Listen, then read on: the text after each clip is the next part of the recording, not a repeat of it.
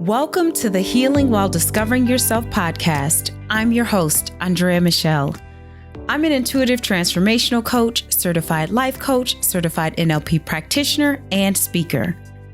I've spent the last 22 plus years helping myself and my clients learn how to create their own happiness and live more abundant lives. In this time, I've also overcome and healed from child sexual molestation, a compulsive eating disorder, hunger, and homelessness. Now it's your turn to move forward with your life and heal from childhood traumas or past experiences. In this podcast, I'll share how I was able to overcome all of my past struggles, as well as my personal stories of overcoming jealousy, loneliness, resentment, and bitterness, and how I learned to forgive. I'll also help you explore your shadow self, deal with having low or no self-esteem, and address feelings of not being worthy or loved. Using my personal experiences and extensive training, as well as stories of grief, loss, depression, and anxiety from my guests, I'll help you change your life and finally heal. Today's episode of the Healing While Discovering Yourself podcast is sponsored by my virtual Inner Child Healing Retreat on March 29th through April 2nd. This is a virtual retreat to help you get in touch with your inner child and or begin healing your inner child so that you can achieve your big goals. If you are a high achiever or a high performer and you felt called to explore some of your childhood memories or some of your other unpleasant past experiences, then this is a great opportunity for you to do so. Throughout the retreat, you're going to discover who your inner child is, how to talk to your inner child, how to release your inner child, and you're going to do so within a supportive community and receive all the inspiration that you need going forward. If you are interested in the virtual Inner Child Retreat, go to innerchildhealing.co. Again, that's innerchildhealing.co. So yeah, but the whole thing about like this fear is real. Fear ain't going nowhere. Fear is going to be a part of your life. You're going to have to really accept the fact that things are going to be scary. Things are going to cause us fear. Are you going to choose to sit with the fear, or are you going to choose to figure out how to navigate with it? Because it's not going nowhere. As Bill Hooks said, fear may not go away, but it will not get in the way. So don't let it get in the way of things that you need to do to live your life. Like nobody, let's be honest, drug addicts, they're probably fearful of overdoses and things like that. But what's happening is what they feel that they need does not block the fear of getting to what they have to get to. Yes. So if that happens, in the process of something that is maladaptive, then what happens if we use that same process to bring apart for something healthy? Yes.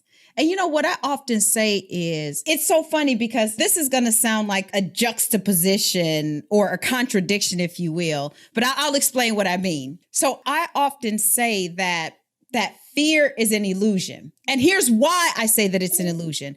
Not because we don't really feel fear, but I say that it's an illusion because once we do the thing that we're most fearful of, then that thing no longer has a hold of us. So then we have to ask ourselves, well, was that thing really real? If I did it and the thing that I feared, nothing happened, then that means that fear wasn't real. It's like people who have this, for example, this fear of public speaking, right? It's like, oh my gosh, I'm so afraid.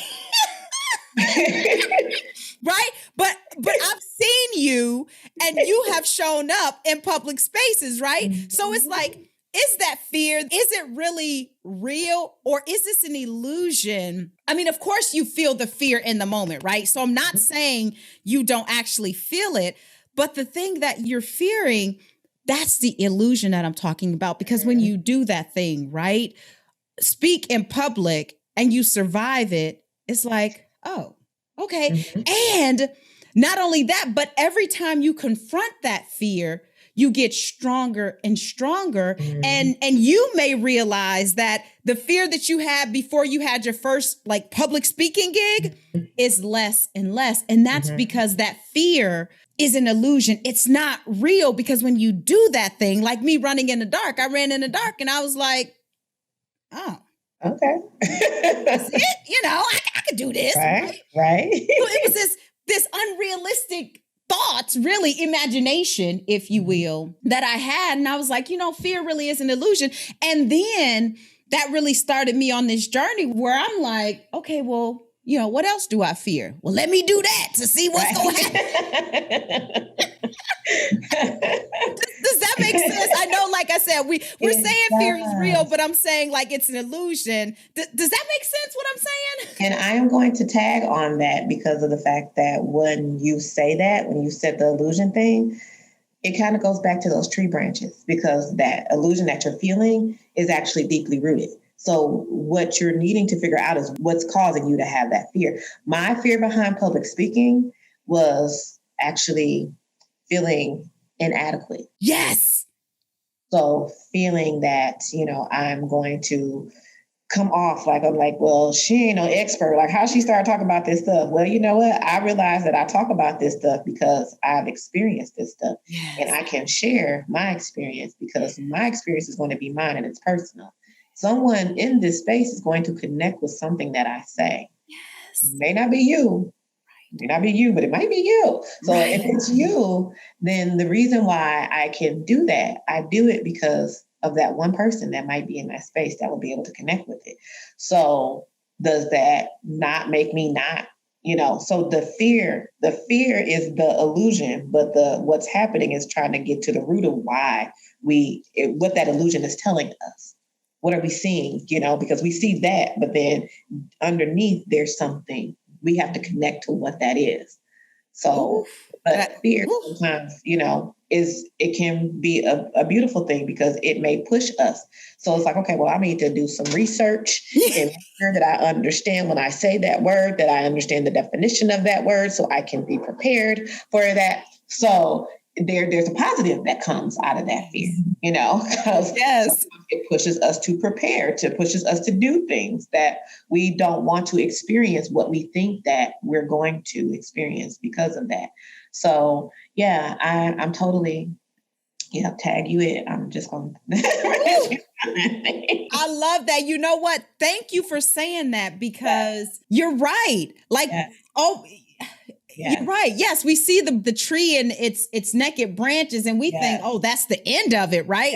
But it's really not, because the tree itself is getting what it needs. Like you said in the beginning, it's still getting its nutrients so that it can reproduce. So the illusion is that, oh my gosh, this tree is ugly and it's done. But the reality is that it's not. Right. Yes. It's not. It's like, okay, like now we learn to leave. Because I mean, just imagine if every time the leaves fell off the tree, we would be naked as hell come winter time in spring. We wouldn't have nothing because of the fact that they'd be like, oh, tree dead, pick it up, get rid of it, let's throw it away. And it's just like, well, no, like we have become human beings that are aware that the tree has a process. But going back to that process. So like when you think like, I'm out for the count, I don't have nothing else to give, nothing else to offer, anything like that. Remember that your roots have to be nurtured. So when you think that you have nothing else on the outside, remember, you got to get to the root. You got to connect with the root. The root is where it's at.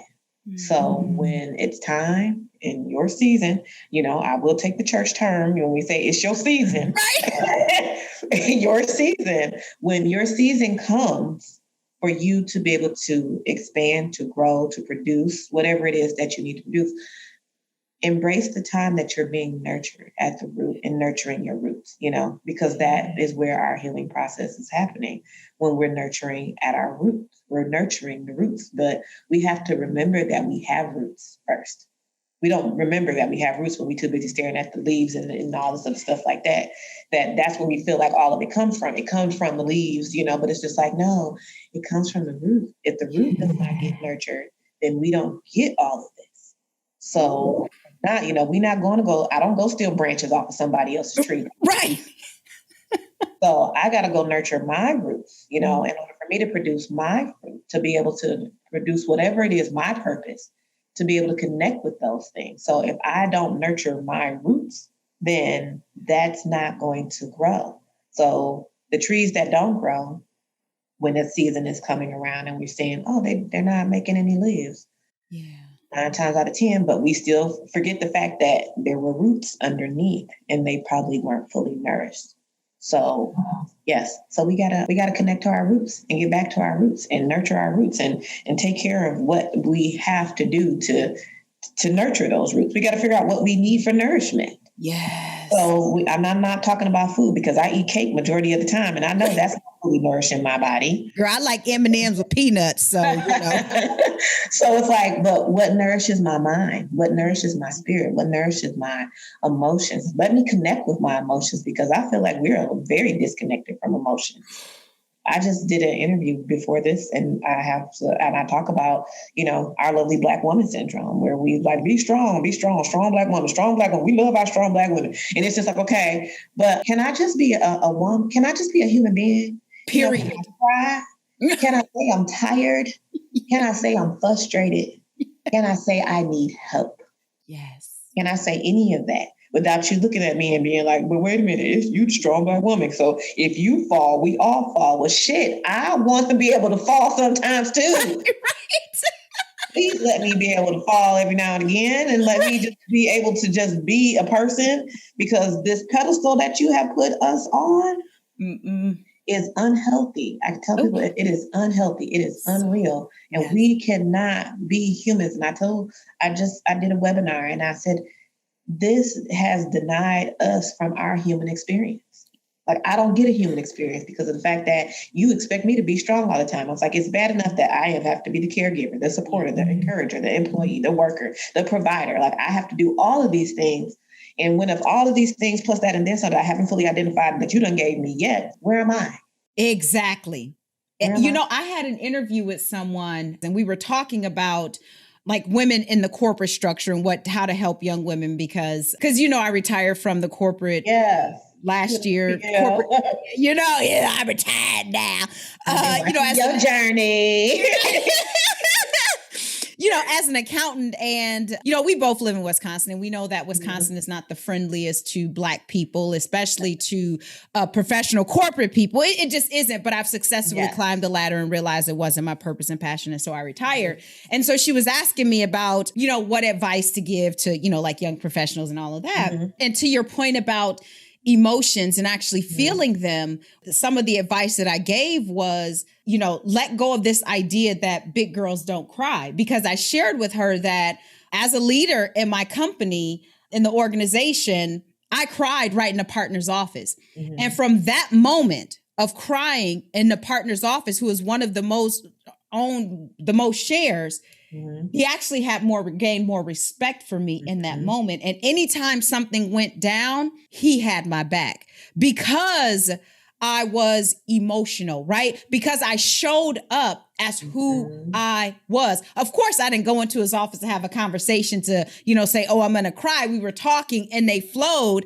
And at one point, I was like, don't do it, Andrea. And then I was like, why not, Andreas? How you feel in the moment? And so it is so important for us to really, truly embrace going back to our 4 dimensions, embrace all of who we are, embrace who we are spiritually, mentally, emotionally, and obviously also physically, because it's not until we embrace the 4 dimensions that we will get in alignment, because until we embrace all 4, we're still in the process of like getting into alignment, right? Because it's a process. It's not like one day you wake up and bam. I woke up and like, damn, I'm that woman. It's like, no, I'm not.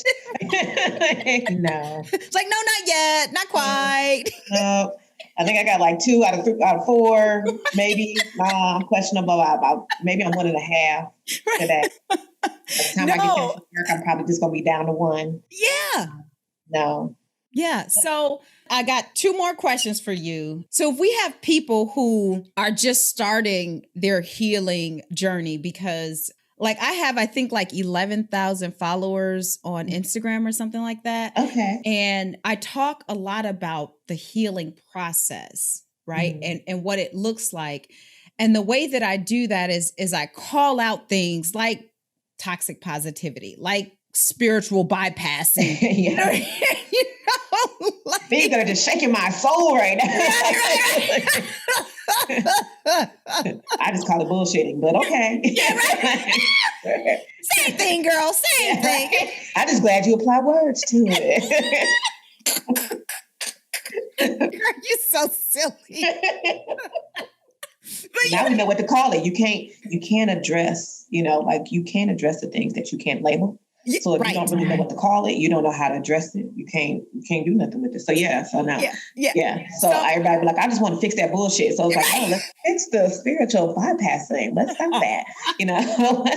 Let's stop this toxic positivity where everything is sunshine and happiness and no negative vibes, positive vibes only. And it's just like, nah, some fucking days I am negative. I am pissed. I am irritated. Please let me be able to be pissed and irritated sometimes.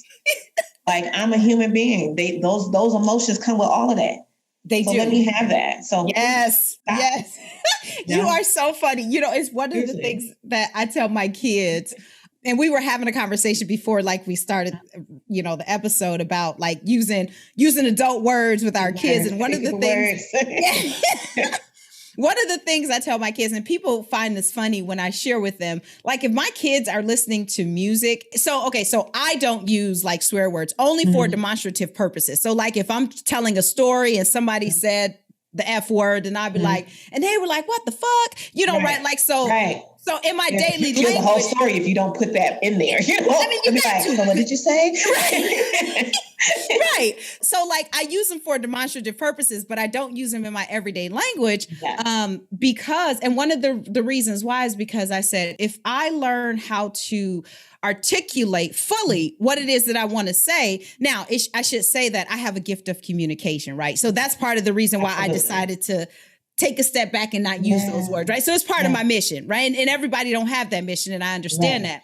Mm-hmm. And so I tell my kids, like, if you learn how to articulate what you want to say, and I help them with that, like if they're telling a story, I'll be like, okay, well, what is it that you want to say? Tell me what happened, use all the words, and then we'll help, put it together. So I tell them, if you want to, like you don't have to use it. If you want to, that's okay. But when they sing or whatever, and I gave them permission, like if they're singing a song, because I don't necessarily censor them in a way. There's some music that it's like, okay, it's not appropriate for kids to listen to. Yeah. But like if they have a song and they're saying the words, and there's a cuss word, like they can say that cuss word in front of me because it's a part of the song. And I do that to teach them that everything is appropriate in the right context, right? The context about it. Yeah, absolutely. Yeah. So that's funny. You're like, bullshit. Yeah. I'm the Yes. That's what I said. Give it the words. Use the words, the labels that go with that, because somebody's looking for it right now. They're like, be like, but this is all bullshit. It's just like, okay, but what is it that's okay? Okay. So, actually, no, it's spiritual. But so it's called spiritual bypassing. Got it now. So let me go look up and learn a little bit more about that, type of thing. And it's just like, okay, this toxic positivity that the world has just think that we just supposed to be okay with. Like I said, positive vibes only. It's just like, I like positive vibes. I do. I like to share them and, and with other people. I do when it is needed. But like I said, and this right here is a whole human being. And there's some not so positive things that flow through the mind, the body, the soul, all of that. But I am allowed to experience that. Yeah. So let me ask you this. So for those people who they may hear this episode and they're in a place where they're like, oh my gosh, like I'm really feeling broken right now. Mm-hmm. And, like you said, when that happened with your son, your experience, it really forced you to really stop and reevaluate everything. Right? It's like, whoa, what am I doing here? Right. So for some people who are at that point now, and it doesn't have to be like the death of their child. I mean, it could be anything, right? It can be any number of things. Like, where do they start? Where do they begin their healing process? Like, what do they do?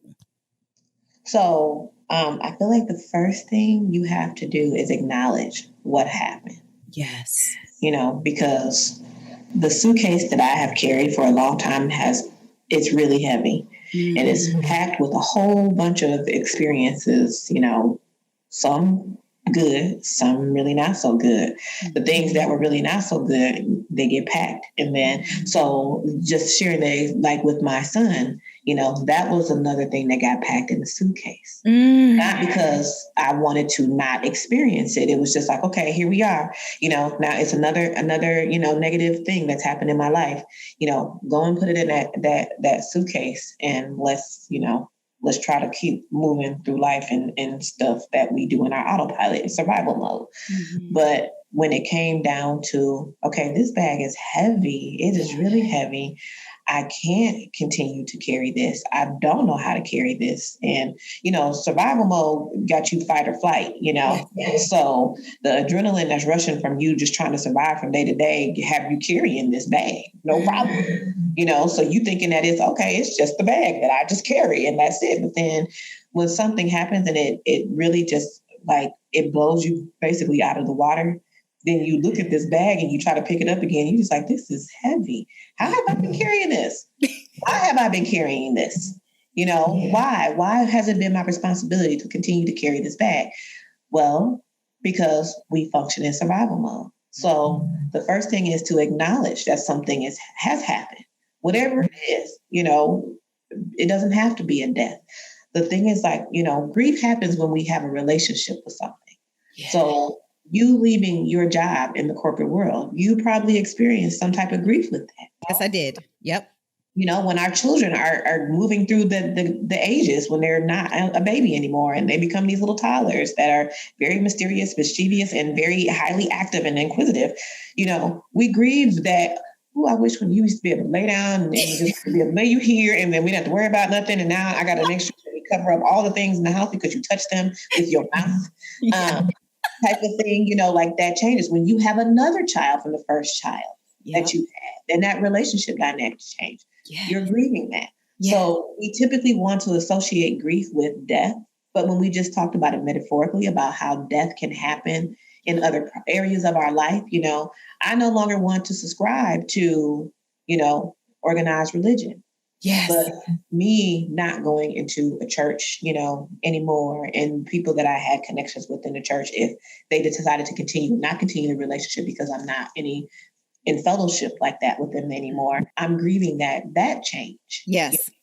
So in order for you to start the healing process, we need to acknowledge something has happened, that we are going to feel emotions with it. It's typically some majority of the time it's a grief process that we're going to experience and go through that to get to that part of stuff. And grief is not linear, right? It's not. So we would love to think all of those things that are magical in this life, like there's unicorns and rainbows, but no, it's not. Yeah. So we talk about these 5 stages of grief and things like that. And we're just saying, first of all, you're going to be in denial. Then after that, you're going to get angry. And it's like, no, sometimes I might just jump straight to anger. Right now, African Americans right now, a lot of us currently with our social and racial injustices that we're experiencing are experiencing anger. Yes. And why do we experience anger? We experience anger because that's one of the emotions that we can easily connect to and label. We can't always label disappointment. We can't always label hurt, especially when we're looking at what's happening. We'd be like, okay, well, like that hit me, that hit me, that made me feel a certain kind of way. What is that? Why? Because we aren't in a culture where we are able to fully express our emotions. Yes. So you're using an example of saying, allow your children to put some words together to create what we can learn to express as articulation of how we feel. Yes. If we don't have the pleasure, or what I refer to, I feel like I said, I tell people constantly, we don't have the luxury of the grief process as people of color. We don't. That is a luxury. So true. Because we are constantly functioning in survival mode and we are dealing with things that are constantly being thrown at us, being re-traumatized by experiences of being things that are shown to us on a regular basis. Mm-hmm. Then on top of that, you create this strong Black woman syndrome, y'all so mighty strong on a pedestal type of thing. We don't allow our Black men to show emotions because it's a weakness. Yes. It's not a human experience. Mm. So allow us, first of all, we have to identify the fact that we are human. Yes. We are human. We come from a culture that has told us 400 plus years ago, we are not human beings, we are property. Mm-hmm. They have literally sung that same song to this present day, that we see it every day, that they constantly remind us that we never really considered you to be a human being. We considered you to be property. We have created laws that we said that with those illusions, that we let you think that you are, but we don't really fully treat you like you are. Yeah. So now we have started to subscribe the fact that we are not human. So now we don't allow ourselves to connect with emotions. We don't allow ourselves to express emotions. We don't allow ourselves to say, I'm not okay. I need. To me, to say that you need something is a weakness. To say you're not okay is a weakness. Mm-hmm. So if I cry, that's a mental problem. Yes. So, but grief is a mental health issue. And if we're not grieving, we're suppressing. Yeah. So you may see aggression, you may see anger, but you're saying it's aggression and anger. No, it's unidentified misplaced grief. Yes. And you won't let me feel that. So, and you won't think that I'm okay with expressing those types of things because I'm an angry Black woman. No, I'm fucking hurt. Yes. Because you won't let me be able to express myself or be who I am in the space that I should be allowed to do that because your expectation for me is different. Yes. So first of all, we have to, I did this research for this webinar and I was like, you know what? No, we need to have a conversation on humanizing Black people. Yes. Because for some reason, y'all created us to not be human. And to this day, like I said, now we're disconnected from being human. Yes. So acknowledging that something happened and starting to connect with the fact that you're a human and we have a lot of different layers. A lot of different facets, to who we are as human beings. So being able to connect with that, I can't express emotions that I've never really felt or allowed myself to feel. Oh my gosh, that is that. So to say, tell me what's happened. Tell me what's going, but I'm angry because I know how to express that. Yes. But then it's like, why are you so angry? Because I haven't been able to say that I'm sad. Yes. I haven't been able to say that I was disappointed. Mm-hmm. I haven't been able to say that I was hurt. I haven't been able to share if things have been disenfranchised forms of grief. I haven't been able to say that I was molested. I haven't been able to say that I was raped. I haven't been able to say that I was discriminated against. I haven't been able to say that, I've done things that I necessarily did when I felt that I needed to survive. Yes. I can't openly share those types of things because I'm going to be met with judgment and criticism. Yes. So I have to figure out how to navigate this, keep this to myself, not fully be able to say that this isn't healthy for me and I need help. Mm-hmm. I need support. So why? Okay, but now I'm angry, but you okay? You expect me to be angry, like, women, they just so angry. Why y'all so angry? Because everything else was not allowed for me to have and not allowed for me to experience.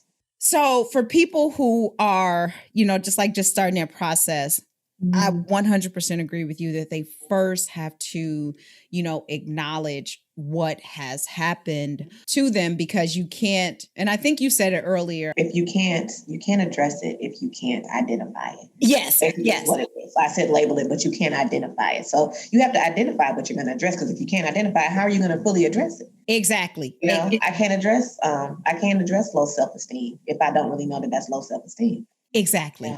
I can't address feeling like I'm inadequate if I really don't understand because I come in a culture that is constantly telling me to compare myself to other people. Yes. Yeah. So how can I address that with myself if I'm not really understanding that is not a healthy behavior when I'm thinking that that's the norm? I think, go ahead. No, go ahead. No, I'm just going to say you right now, culture is telling me that I need to go get a butt implant and I need to go get my stomach sucked in order for me to be able to fully be identified or have value or worth. Like my value is deeper than what you see externally. So in order for that to be, but I have to know that. Yes. Because if not, my external validation, signals are going to be like, tell me I'm pretty, tell me I'm smart, tell me I'm genuine. I know I'm genuine. Yeah. So you don't have to tell me that I'm genuine. Yes. You tell me that I'm genuine. That is a confirmation that I am actually connecting with what I feel and I'm actually showing it outwardly. Yes. Yes. So that's okay. Yes. So if you said she's not a genuine person, okay, why do you feel that I'm not a genuine person? What about you that the connection that you had with me that you didn't feel was genuine? Because I joke about it. So I'm writing a book that says it's not about me, it's about you. because I'm starting to learn and become aware that the things that we project and we feel, like I said, the question is, why am I not comfortable? Yeah. Not that it's your responsibility to make me comfortable. So what is it about what's happening here that I'm not comfortable with? Yes. So I need to go back to myself and say, well, she had her breasts all out because I want to have my breasts out sometimes too. That's probably why. Like, and I'm sitting here criticizing her, but she got her breasts all out and stuff like that. And deep down inside, I'm like, okay, I would like to show a little cleavage every now and again. Like, hey, but I feel that because the message has been created that I shouldn't do something like that. It's just like, hey, sure, why not? Type of thing. So yes. But yeah, we have to be like, we got to connect with us first. Yes. I love that. And so it's like, so you have to acknowledge it. And for the listeners, like that, acknowledging it, that's a process in and of itself, right? So if you're at the beginning, your healing journey, and you're first at this place where you're like, okay, wait a minute, something has to change. Mm-hmm. That acknowledgement, and I want them to understand, is like, that's a process in and of itself. So it's not like you're going to be able to sit down one day and be able to acknowledge all of your baggage. Because like you said, some of this stuff is packed all the way at the bottom of the suitcase. And before you can get to that's at the bottom, you got to remove that's at the top, right? And so, you gotta work this stuff in layers. You can't, you gotta, and oftentimes, and one of the things that I do with my clients is that I help them. The way that I help them, and the reason why I'm effective, is because I start where they are. We start at the surface level, right? Like, we don't just, I don't meet with them and we automatically jump to being molested at 8 years old, right? Like, no, that's too heavy. And plus that probably is sitting at the bottom of their bag, and they done probably forgot that they even had that there. And it's just like, you'll be like, oh my God, like, I just got triggered by something that I even forgot that I got triggered by. It was like last week, I was like, oh, geez, now, okay, let me go and write this down so I can go and talk to my therapist about this now, because I totally forgot about that. And that's what I often tell people. It's like, a lot of us, we try to, and especially with some of the other coaches in the industry, and even some therapists who aren't necessarily qualified to deal with trauma, is that, we try to go too deep too fast. And it's like, you can't do that. I mean, well, you can, because you can do whatever you want to do, but it's not the most beneficial to the client when you try to go there. And so with a lot of my clients, I just, like, what's up? Why, what do you want to work on? Okay. Right. And because I'm intuitive, I'm very perceptive, I understand that there's something deeper. But of course, I'm not going to go to them and be like, you know what, I'm getting this feeling that something happened to you when you was 5 years old and you don't remember it now. Like, That's not helpful. That's not helpful to their journey. You know what I'm saying? Because now I'm going to shut down and I'm probably not going to talk to you about nothing else. So right there. And so I let them, I let them go wherever they want to go. And so we start at the surface. And so to those who are just starting the healing journey, just understand that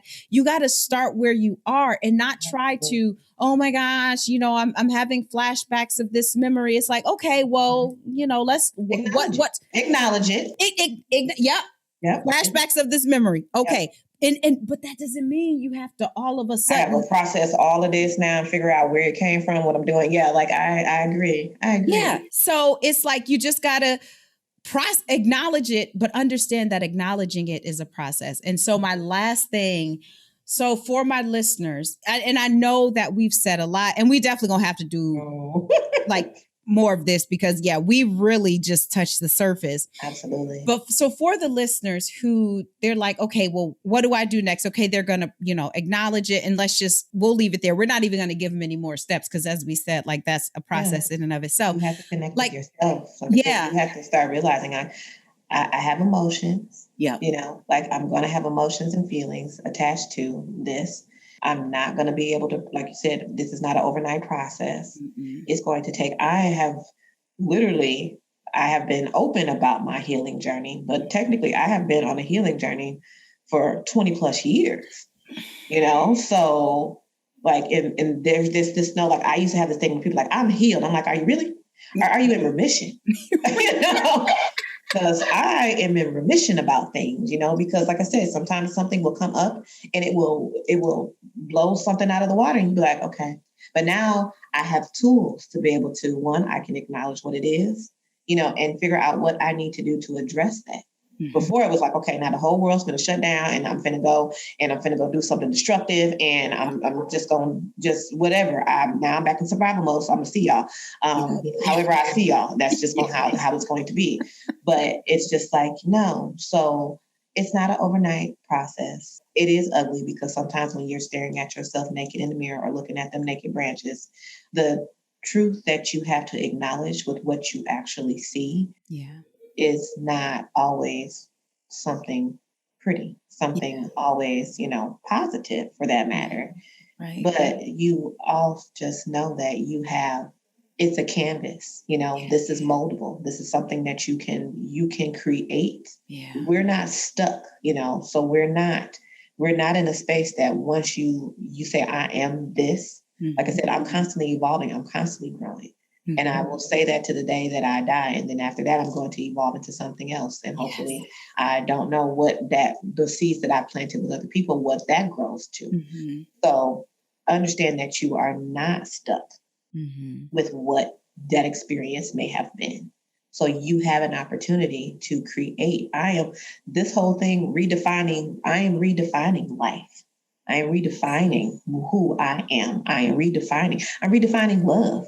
I'm redefining relationships. I'm redefining connections, So when I encounter people, what you get is what has been developed, created, and evolved from me. Yes. And next year, you might get something else different because of the fact that I've learned something different.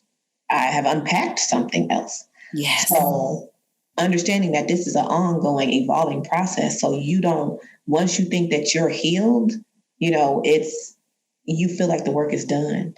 The work isn't done. Like you're constantly going to encounter things that is going to call for you to think differently, do things differently, expose yourself to different things. So you acknowledge that you are a human being who is constantly evolving and growing, who has experienced some things that will have changed you and how you navigate through life. But you can always regroup, redefine, relearn, unlearn, and become something that you desire to be. You're not restricted.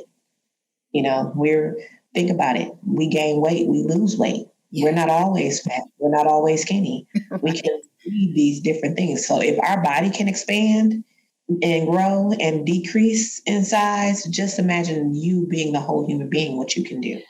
So don't limit yourself thinking, I am my past experiences. I am this experience. You are whoever you want to be and however you want to be it. And people are like the weather. People are going to want to keep you in summer all the time, but you are seasons, and people that will get it, they'll adjust. People who don't get it, they may not adjust, but guess what? It's not about them. It's about you being who you are and connecting with who you are genuinely, authentically, and unapologetically. Like really, like they'll adjust. And if they don't, then they're not your people. Like, honestly, I hate to tell you that, but no, a very simple statement, but yes, they're not, because anybody who wants to keep you in that space is doing it for the comfort of themselves, not for the evolution and growth of you. So just allow yourself space to grow and allow yourself to have those experiences and let them know that you're not there. You're not stuck where that happened. Oh, I love that. And it's so funny. I'm so glad you said that, because I was going to ask you what you wanted them to walk away with. And you just said it. So I don't even have to ask you. So this is so great. I do want to thank you so much for spending time with me and just sharing your story and just showing up. Like, I so appreciate you. So thank you so much for, again, being the first guest. That is super exciting. Those FFTs keep getting checked off. So Brene Brown, Gifts of Imperfection, best book that I think that I read ever when it came down to me trying to accept who I am. What's it called again? Gifts of Imperfection by Brene Brown. She's my best friend. She don't know she's my best friend, but she is. Love her. But she's also a person who actually, she uses the big people words during interviews, podcasts, all things, which just creates a space to say, you know what? take your shoes off and let's get comfortable because we're going to have some real conversations here. But just like understanding that, we are who we are. Everybody's not worthy of hearing our story, and people will, they will adjust, and you are who you are, and we're constantly evolving and changing. And she used the term FFT, which stood for fucking first time. So yeah, you have to label it for what it is. So when that anxiety and fear gets all jumping up in front of you, you'd be like, okay, this is FFT. It is not going to be perfect. You are going to show up authentically and doing the best that you can, and you will learn and you will grow from it. So FFTs are a wonderful thing. Yay! I didn't know that. Yes, if we can embrace them that way, knowing that that's what they are, and come in with no.